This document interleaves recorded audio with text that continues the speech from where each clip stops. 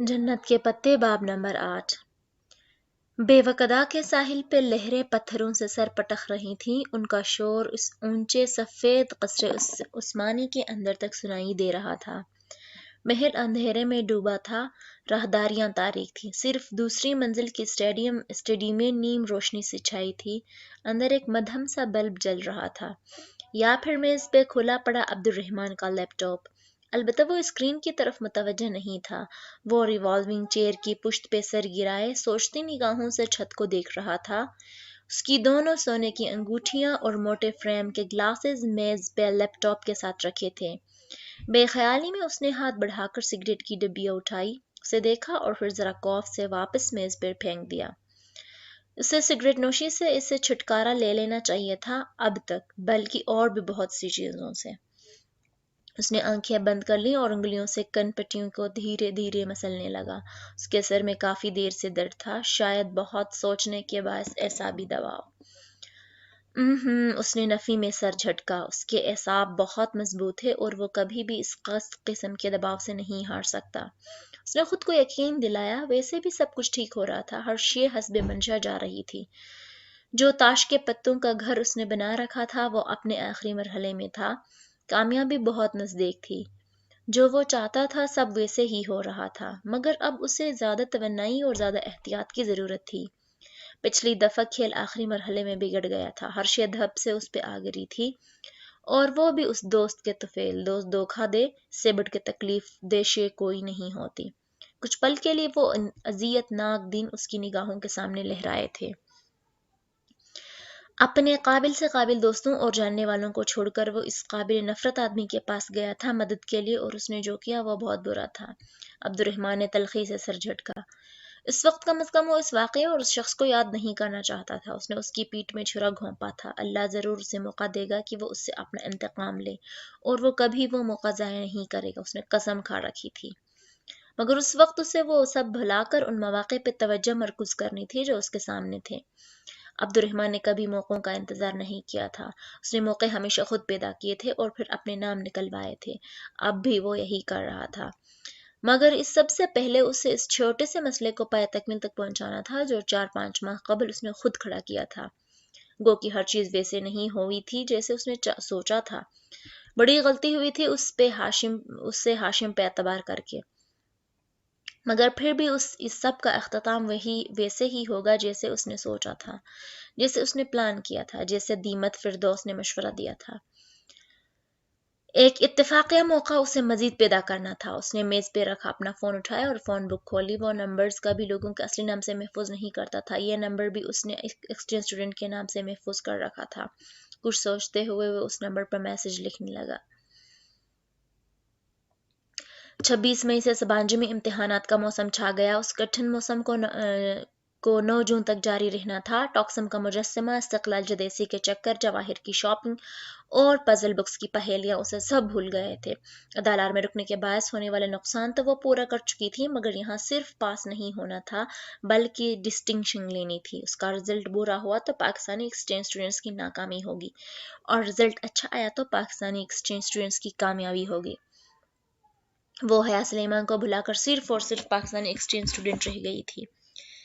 31 मई की सुबह इस्तांबुल पे किसी कहर की तरह नाजिल हुई थी। वो रात देर तक पढ़ने के बाद फजर के करीब सोई थी कि आज छुट्टी थी, मगर सुबह सुबह ही हाले किसी आंधी तूफान की तरह ड्रोम में भागती आई थी। हया हया उठो! वो हाले के जोर जोर से पुकारने पे हड़बड़ाकर उठी थी। क्या हुआ? नीचे अपने बंक के सीढ़ी के साथ खड़ी हाले को हवास बाख्ता चेहरे को देखकर उसका दिल जैसे किसी ने मुट्ठी में ले लिया। वो लहाफ फेंककर तेजी से नीचे उतरी। हया हाले की आंखें झलकने को बेताब थीं। हया ने बेख्तियार उसके हाथ पकड़े जो सर्द हो रहे थे। हया फ्रीडम फ्लोटिला जो गजा जा रहा था उसे रोक दिया गया है। इसराइल ने उस पर अटैक कर दिया गया है। पता नहीं कितने फलस्तीनी और तुर्क मारे जा चुके हैं। अल्लाह! उसने बेख्तियार दिल पे हाथ रखा। मगर वो ऐसा कैसे कर सकते हैं? उन बहरी जहाज़ों में तो खुराक थी, दवाइयाँ थी। वो कहते हैं उनमें असलहा था और दहशतगर्द भी। फिर उन्हें पूछने वाला कौन है? खुदाया! मोतसिम वगैरह कितने परेशान होंगे। उनके तो दोस्त भी थे जो मुसाफिर बरादर जहाज में। उसे बेख्तियार याद आया, हमें उनके पास जाना चाहिए। चलो जल्दी करो। उसने जल्दी जल्दी बाल जोड़े में लपेटे और फिर लिबास बदल कर स्कार्फ लपेट कर और नकाब नफासत से सिट करके वो हौले के साथ बाहर आ गई। کامن روم کے راستے میں اس نے موبائل چیک کیا تو ادھر رات کے کسی ایک بہر ترک موبائل نمبر سے پیغام آیا ہوا تھا، میرے پاس آپ کے لیے ایک سرپرائز ہے اے آر پی، جہنم میں جائے اے آر پی۔ وہ اس وقت اس سے پریشانی میں اے آر پی کے سرپرائز کے بارے میں کہاں سوچتی۔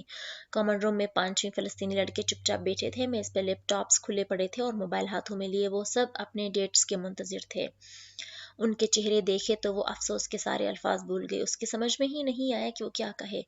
وہ اور حالہ خاموشی سے کونے میں بیٹھ گئی۔ آئی ایم سوری معتصم، اس کے کہنے پہ معتصم نے نظر اٹھا کر اسے دیکھا، ہلکی سی پھیکی مسکراہٹ کے ساتھ سر کو جنبش دی اور دوبارہ اپنے جوتوں کو دیکھنے لگا۔ وہ اس کی تکلیف محسوس کر سکتی تھی، بلکہ نہیں، وہ کیسے محسوس کر سکتی تھی سوائے اس کے کہ وہ خود کو ان کی جگہ پہ رکھے۔ وہ تصور کرے کہ اس نے لمحے بھر کو آنکھیں میچ کر سوچا، اگر خدا نخواستہ اسلام آباد میں جنگ جاری ہو، پورا شہر اپنے گھروں میں محصور ہو، اس کے گھر والے بیمار اور زخمی ہوں، اور پھر وہ ادھر ترکی سے ایک فلوٹیلا پہ انہیں دوائیاں اور خوراک بھیجے، مگر وہ فلوٹیلا کراچی کے ساحل پہ روک لیا جائے، اس میں سوار کچھ لوگوں کو مار دیا جائے اور اس کے گھر والے تڑپ رہیں۔ ہاں، اس نے تکلیف سے آنکھیں کھول لیں۔ اب وہ محسوس کر سکتی تھی، جب تک اپنے ملک اور اپنے گھر پہ بات نہ آئے، کسی دوسرے کا درد محسوس نہیں ہوتا۔ کامن روم کا دروازہ کھول کر ٹالی اندر داخل ہوئی۔ حیا اور حالے نے ایک نظر اسے دیکھا اور پھر ایک دوسرے کو۔ ٹالی چلتی ہوئی سامنے آئی، وہ لڑکوں کو دیکھ رہی تھی، مگر ان میں سے کسی نے بھی اس کی طرف نہیں دیکھا۔ معتصم، کیا ہم بات کر سکتے ہیں؟ معتصم اپنے جوتوں کو دیکھتا رہا، پھر اس نے جیسے سنا ہی نہیں تھا۔ حسین، وہ حسین کے قریب صوفے پہ بیٹھی، اس کا بیٹھنا گویا کسی کرنٹ کی طرح جھٹکا تھا۔ حسین تیزی سے اٹھا، ساتھ ہی چاروں لڑکے اٹھے اور سب اکٹھے باہر نکل گئے۔ ٹالی لب کاٹتے ہوئے انہیں جاتے دیکھتی رہی۔ وہ نہیں جانتے تھے کہ وہ دن اس کی اور فلسطینیوں کی مثالی دوستی کا آخری دن تھا۔ ان کے نکلتے ہی دوسری طرف سے لطیف کمرے میں داخل ہوا۔ آہٹ پہ ٹالی اور ان دونوں نے گردن موڑ کر دیکھا۔ لطیف نے جینز پہ سفید ٹی شرٹ پہن رکھی تھی، جس پہ کالے مارکر سے نمایاں کر کے لکھا تھا شیم آن یو اسرائیل۔ ٹالی نے وہ تحریر پڑھی، اس کے چہرے کا رنگ بدل گیا۔ حالے زیر لب مسکرائی، حیا کو دیکھا، وہ بھی جواباً مسکرائی۔ ٹالی، ٹرسٹ می، یہ صرف لطیف ہاتھ اٹھا کر بہت دھیمے انداز میں اب ٹالی کو سمجھا رہا تھا کہ اس کی یہ تحریر صرف اسرائیل حکومت اور اسرائیل فوج کے لیے تھی۔ اسے ٹالی سے کوئی مسئلہ نہیں تھا اور نہ ہی وہ اس سے ناراض تھی۔ ٹالی پھیکی مسکراہٹ کے ساتھ سر ہلاتے ہوئے سمجھنے والے انداز میں سنتی رہی۔ لطیف کیتھولک تھا، ڈچ تھا، وہ یہ سب کہہ سکتا تھا، مگر فلسطینیوں کی بات اور تھی۔ جو انہوں نے کہا حالے اور حیا کو وہ بالکل درست لگا تھا۔ وہ ماتم کا دن تھا، گو کہ یونیورسٹی میں سارے کام معمول کے مطابق ہو رہے تھے، مگر در و دیوار پہ چھایا سوگ اور اذیت دل کو کاٹتی تھی۔ سمجھ میں نہیں آتا تھا کہ کیا کریں، کس سے انصاف مانگے۔ ہٹلر کہتا تھا، میں چاہتا تو تمام یہودیوں کو مار دیتا، مگر میں نے بہت سوں کو چھوڑ دیا تاکہ دنیا جان سکے کہ میں نے ان کے بھائی بندوں کو کیوں مارا تھا۔ اور اس جیسی دوسری بہت سی کہاوتیں اسٹوڈنٹس اپنی اپنی شرٹس پہ لکھ کر پہنے گھوم رہے تھے۔ وہ اور حالے بھی سارا دن سناٹے میں ڈوبی راہداریوں میں بے مقصد چلتی رہی تھی۔ پاکستان میں اپنے لاؤنج میں بیٹھے ریموٹ پکڑے ٹی وی پر فریڈم فلوٹیلا کی خبر دیکھنا اور افسوس کر کے چینل بدل دینا اور بات تھی، مگر ترکی میں رہ کر اس ساری اذیت و تکلیف کا حصہ بننا دوسری بات تھی۔ وہ اینکر پرسن طلعت حسین کا شو کبھی بھی نہیں دیکھتی تھی، مگر یہ بات کہ وہ بھی ان سینکڑوں لوگوں کے ساتھ قید تھے بہت دل دکھانے والا تھا۔ وہ 6 جہاز تھے، 3 کارگو اور 3 مسافر برادر، یہ سب مختلف جگہوں سے آ کر مرمرا میں ایک مقام پہ اکٹھے ہوئے تھے۔ وہاں سے یہ پورا فلوٹیلا غزہ کی جانب گامزن ہوا تھا تاکہ غزہ کے محصورین کو امداد پہنچا سکے۔ جب فلوٹیلا غزہ کے قریب پہنچا تو اسرائیلی فوج نے جہازوں پر حملہ کر دیا، کتنے ہی لوگ شہید کر دیے اور باقی سب قید۔ دوپہر میں وہ حالے باہر سبانجی کے کیفے کے فوارے کے ساتھ کرسیوں پر بیٹھی چارٹس اور پلے کارڈز بنا رہی تھی۔ انہوں نے سنا تھا کہ پورا استنبول سڑکوں پر نکل آیا ہے۔ سبانجی شہر میں نہیں بلکہ دور مضافات میں واقع تھی، سو ان کا ارادہ بھی آج احتجاج میں شامل ہونے کا تھا۔ مئی کے آخر کی دھوپ فوارے کی پانی میں ابل رہی تھی۔ وہ کہنیاں میز پہ ٹکائے سر جھکائے پوسٹر میں رنگ کر رہی تھی۔ اسکارف کے ایک پلو سے نفاست سے کیا گیا نقاب اس کے چہرے کا حصہ بن گیا تھا۔ صرف بڑی بڑی آنکھیں نظر آتی جو پہلے سے زیادہ سنجیدہ ہو گئی تھیں۔ انسان ایک ہی دریا میں 2 مرتبہ نہیں اتر سکتا۔ وہ بھی اب وہ والی حیا سلیمان نہیں رہی تھی جو 4 ماہ قبل ترکی آئی تھی۔ وہ آہستہ آہستہ نامحسوس طریقے سے بدلتے جا رہی تھی۔ ایک ثانیے کو اس کا ذہن صبح آئے پیغام کی جانب بھٹک گیا۔ کون سا سرپرائز؟ کیسا سرپرائز؟ خیر، عبد الرحمن کی ہر بات ہی سرپرائز ہوتی ہے۔ اب تو اس نے حیران ہونا بھی ترک کر دیا تھا۔ प्ले कार्ड और पोस्टर लपेट कर जब वो कॉमन रूम में आई तो सेंड्रा, चेरी और सारा किताबें गोद में रखे टीवी देख रही थी। हाले मेज पे रखे अपने बैग में कुछ चीजें डाल रही थी और फलस्तीनी लड़के भी अफरा तफरी के आलम में जा रहे थे। सबको एहतजाज के लिए इस्तांबुल जाना था। क्या तुम लोग आओगे सारा? उसने टीवी में मगन तीनों लड़कियों को मुखातिब किया। नहीं, सारा ने स्क्रीन पे नजरें जमाए, बेनियादी से शाने उचकाए। चेरी और सैंड्रा ने तो उसे देखा तक नहीं। वो इसी तरह खिड़की टकर टकर कर इनके चेहरे पर आ खड़ी टकर टकर इनके चेहरे देखने लगी। हाले और फ़लस्तीनियों के साथ सामान पैक कराने और एहतजाजी शर्ट्स पहनकर इस कारवां में शामिल होने के लिए बहुत से तुर्क स्टूडेंट्स भी आ गए थे। वो लड़कियां थीं जो गर्मी सर्दी हर मौसम में मिनी स्कर्ट्स में मलबूस होती थीं। वो लड़के जिनका दीन मजहब से कोई दूर दूर का वास्ता भी ना था, कानों में बाली और काबिल एतराज़ तस्वीर वाली टी शर्ट्स और जीन्स पहनने वाले लड़के अब सब एक हो गए थे। मगर वो लड़कियां चेरी, सारा, सेंड्रा, टॉली, वो जिनके साथ है और डीजे रात को घंटों बातें करती थीं, जो साथ खाती पीती सोती जागती हंसती बोलती थीं, अब वही लड़कियां अजनबी बन बैठी थीं।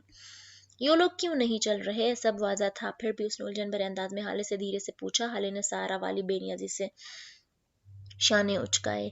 क्योंकि वो मुसलमान नहीं है हया। वो बिल्कुल चुप खड़ी रह गई। उन 4 माह में उन्हें तुर्क, पाकिस्तानी, फलस्तीनी, नॉर्वेजियन, डच, चाइनीज, इसराइली और ऐसे ही दर्जनों तफरीकात में बांटा गया था, मगर आज कौमियत के सारे फ़र्क मिट गए थे। यहूदी, ईसाई, बुद्धिस्ट सब एक तरफ हो गए थे और मुसलमान स्टूडेंट्स एक तरफ।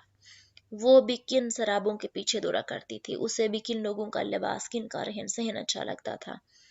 अंजुम बाजी और जावेद भाई समेत वो सब जब टॉक्सम पे पहुंचे तो वो 5 मिनट के लिए माजरत करके तेजी से इस्तकलाल स्ट्रीट की तरफ चली आई। उसे जहान को भी अपने साथ लेना था। जितने ज्यादा मुसलमान हो इतना बेहतर है। बर्गर किंग पे मामूल की गहमा गहमी थी। वो रेस्टोरेंट्स की मेजों से हटकर अंदर जाने वाले दरवाजे में दाखिल हो गए। किचन में एक तुर्क लड़की और एक नया लड़का काम कर रहे थे। दोनों शेफ थे।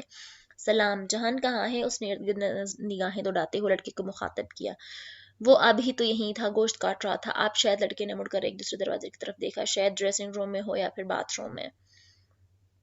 उसी पर ड्रेसिंग रूम का दरवाजा खुला। हया ने बेख्तियार गर्दन मोड़कर देखा। जहान अंदर दाखिल हो रहा था। यूं कि सर झुकाए वो आंखों को उंगलियों से रगड़ रहा था। जहान, उसने पुकार तो जहान ने चौंक कर गर्दन उठाई। उसकी आंखें भीगी और सुर्ख सी हो रही थी। वो बेमुश्किल मुस्कुराया और स्लैब की तरफ आया।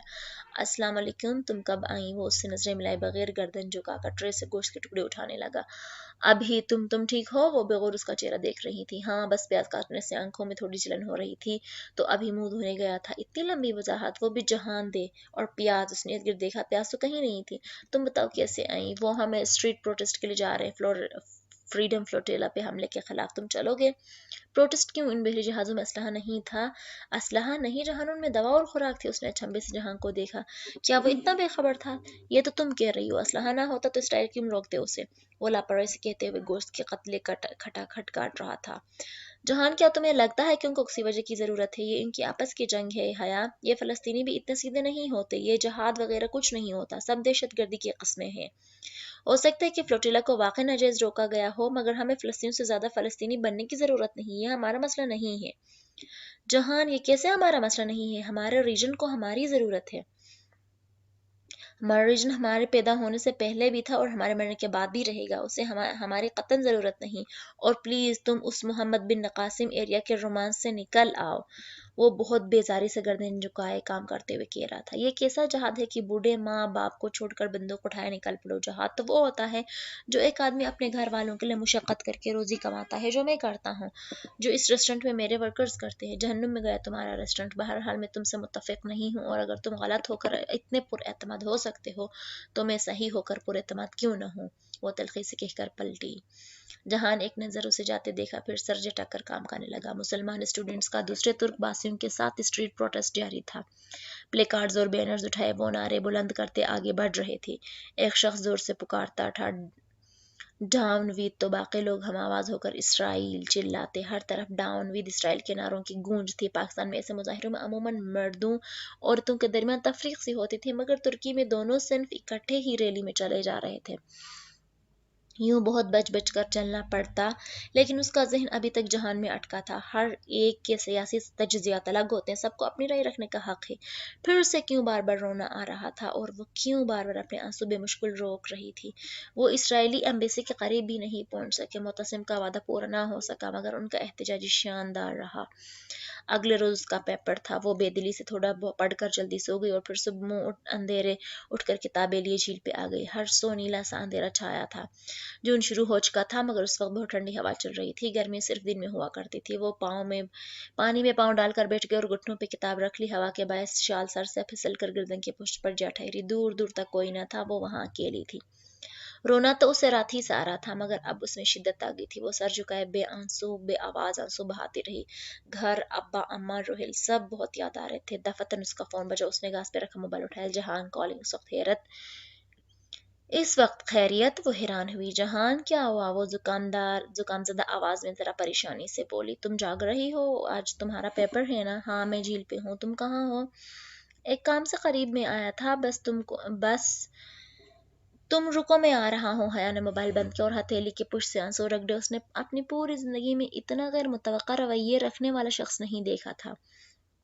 हेलो। चंद ही मिनट बाद वो उसके साथ आ बैठा था। उसने धीरे से सर उठाकर देखा। जीन्स और चॉकलेटी शर्ट में वो बहुत तरोताज़ा लग रहा था। तुम इतनी सुबह कैसे यहाँ? मुझे करीब में पहुंचना था 7 बजे तक। सोचा जल्दी आ जाऊं ताकि पहले तुमसे मिल लूं। मुझे लगा तुम कल नाराज हो गई थी। वो इसी के अंदाज में अकड़ूं बैठा, अब झील के पानी को देखते हुए कह रहा था। वो भी पानी को ही देख रही थी। नहीं, ऐसी तो कोई बात नहीं है। चंद लम्हे खामोशी की नजर हो गए। हया, एक बात कहूँ, कभी भी अपने क़राबतदारों से इनकी पॉलिटिकल व्यूज़ के बायस नाराज़ नहीं होते। वो बहुत नरमी से धीमे अंदाज में समझा रहा था। वो गर्दन मोड़कर उसे देखने लगी। उसे कुछ याद आया था।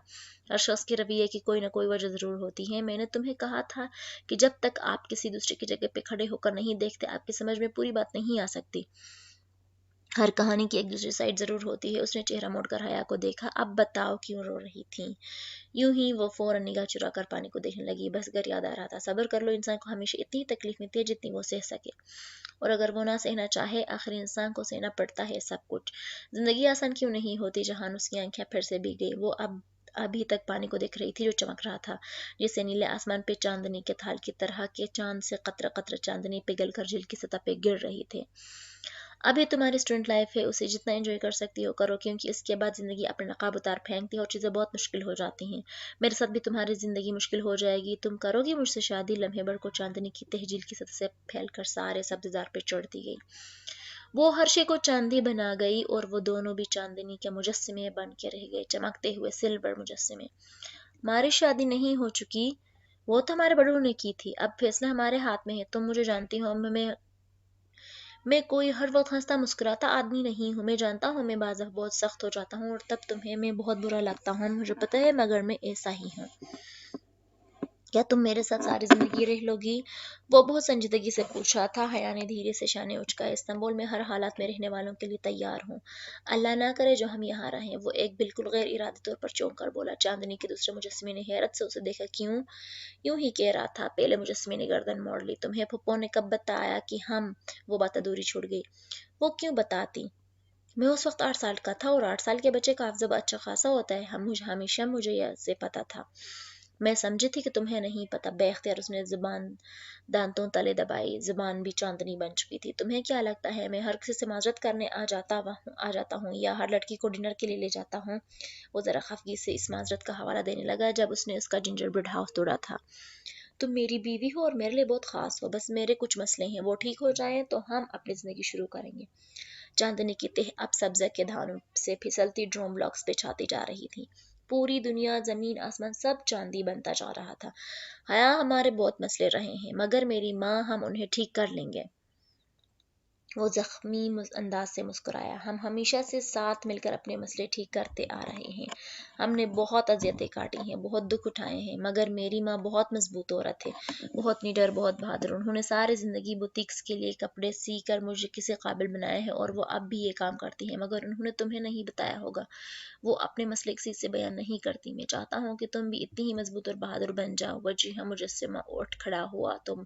चांदनी का खोल चटखा सब्ज़दार पे चढ़े वरक में दरारें पड़ गई। मैं चाहता हूँ तुम अच्छा सा एग्जाम दो, और अगर लंदन चलने का मूड हो तो बताना।